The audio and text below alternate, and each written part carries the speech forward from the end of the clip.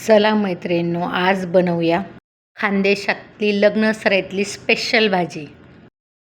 खानदेशमध्ये लग्न वगैरे असले की ही भाजी नक्की बनवली जाते या सीझनमध्ये.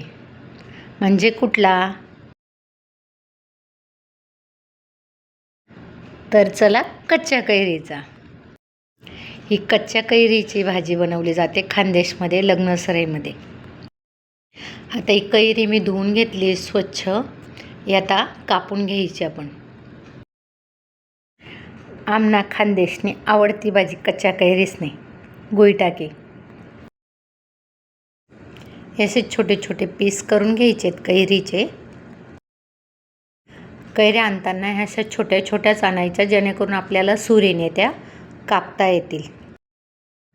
जर आतला गीत कडक असला तर आपल्याला कापायला त्रास होतो, म्हणून असे छोट्या बघून आणायच्या कैऱ्या. आता आपण सर्व कैऱ्या कापून घेतल्या आहेत.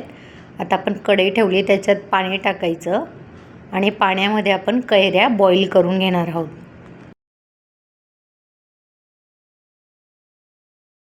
आता आपण ह्या कैऱ्या बॉईल करून घ्यायच्या आहे. कैऱ्या जास्त वेळ नाही बॉईल करायच्या, मोजून 2 ते 3 मिनटं बॉईल करायच्या आणि गॅस बंद करायचा झाकण ठेवून.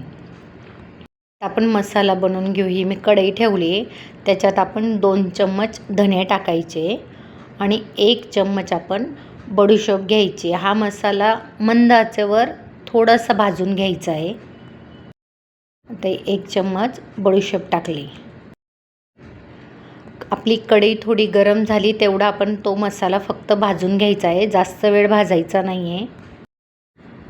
सिंपल रेसिपी आहे, खूप मसाले वगैरे नसतात ह्या रेसिपीला.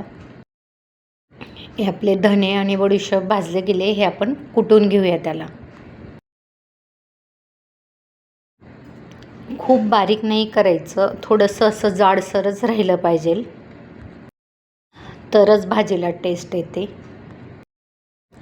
आता आपण थोडे लसूण कुटून घेऊया. आता आपल्या कैऱ्या बॉईल झाल्या आहे, गॅस बंद केला आहे. त्या आपण चेक करायच्या आहेत बॉईल झाल्या का नाही. झाल्या आपल्या कैऱ्या बॉईल. हे पाणी फेकायचं नाही आहे. आता आपण फोडणी देऊया भाजीला. या आपण 3 पळ्या मी तेल टाकलं आहे कढईमध्ये. झटपट होणारी अशी ही भाजी आहे, नक्की बनवून बघा. आता मी जिरं टाकलं आहे फोडणीमध्ये आणि भरपूर असा लसूण आपण कुटला होता जाडसर, तो लसूण टाकला आहे. लसूण हा तेलात व्यवस्थित शेकून घ्यायचा आहे जोपर्यंत तो ब्राऊन होतो. आमना खानदेशने कैरीसने चवच लई भारी. एकदा नक्की बनायसन देखा भाजी.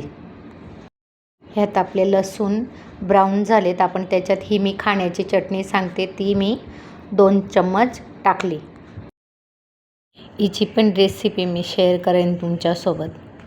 हा जो आपण धणे आणि बडीशोपचा मसाला कुटला होता तो टाकला. चवीप्रमाणे मीठ टाकायचं आहे. हळद टाकायची 1 चम्मच. आता आपण सर्व मिक्स करून घ्यायचं आहे. हे आपलं मिक्स झालं का जे आपण कैऱ्या बॉईल केलेल्या आहेत त्या कैऱ्या त्याच्यात ॲड करायच्या आहेत. यात आपण कैऱ्या टाकल्यानंतर व्यवस्थित चाळून घ्यायचं आहे. आपण कैऱ्या बॉईल केल्या असतात म्हणून हलक्या हाताने आपण चाळायच्या आहेत कैऱ्या. आता आपण त्याच्यात गूळ ॲड करायचा आहे.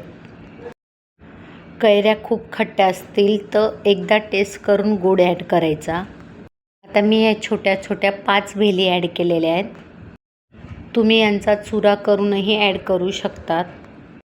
मी तुम्हाला दाखवण्यासाठी पूर्ण टाकल्या आहेत. आता आपण झाकून ठेवून द्यायचं आहे, जेणेकरून आपला गूळ वितळेल.